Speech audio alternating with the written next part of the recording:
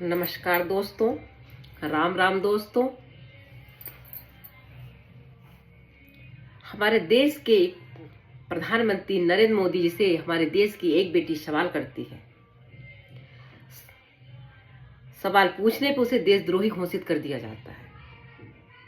उस बेटी का नाम है नेहा सिंह राठौर।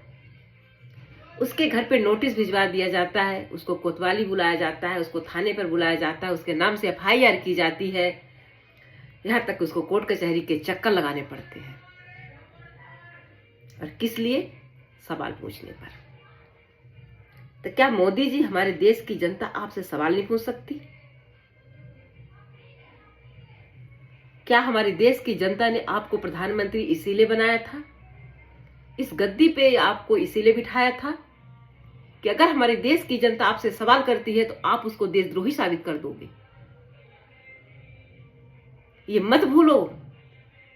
अगर आपको जनता ने बिठाया है कुर्सी पर, अगर आपको राजा बना के भेजा है, तो जनता आपको उतारना भी जानती है। जनता बिठाना जानती है तो जनता उतारना भी जानती है। जिस तरह से आप एक बेटी के पीछे हाथ धोकर पड़े हो ना, उससे अच्छा आप बांग्लादेश जाइए, जहां हमारे भारतीयों को जिंदा जलाया जा रहा है। तब तो आपको सांप सूंघ गया है, आपके कानों में जूं नहीं रेंग रही है, आपको सुनाई नहीं दे रहा है, ना ही आपको दिखाई दे रहा है। जो प्रधानमंत्री, जो मुख्यमंत्री, जो सांसद, जो विधायक हमारे देश की बेटियों का सम्मान नहीं करेगा, हमारे नारियों का सम्मान नहीं करेगा, तो हाँ, हमारे देश की जनता आपका भी कोई सम्मान नहीं करेगी।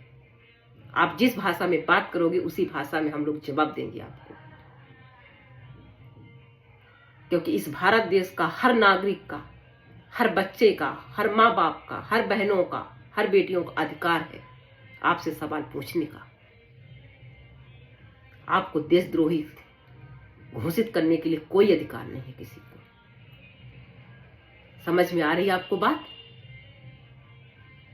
कि नहीं आ रही?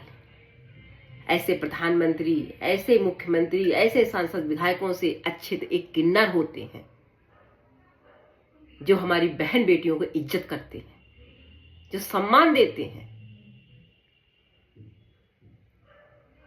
कहीं पे हो रहे अत्याचार को रोकते हैं, तो आपसे तो लाख गुना अच्छे हैं। आज के बाद हमारे देश के किसी भी व्यक्ति को, नागरिकों को, बहन बेटियों को आप देशद्रोही घोषित करोगे मोदी जी, तो आपकी एक आंख निकालकर गड्ढे में डाल दूंगी। आप किसी भी औरत को कमजोर मत समझिएगा, आप किसी भी बहन बेटियों को कमजोर मत समझिएगा।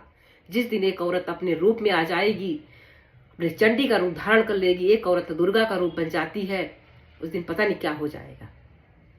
इसलिए ये देश आपके बाप की बपौती नहीं है कि आपने खरीद कर कहीं से लाया है। इसलिए नारियों का सम्मान करना सीखिए, बेटियों का सम्मान करना सीखिए, देश की जनता का सम्मान करना सीखिए। मेरे भाई और बहनों से अपील है, गुजारिश है कि आप लोग खुद अपनी आवाज को उठाइए और इस देश की रक्षा के लिए, इस बहन बेटियों के लिए आप लोग आगे आइए। क्योंकि इस प्रधानमंत्री के भरोसे आप बैठे रहोगे ना, तो कुछ नहीं होने वाला है।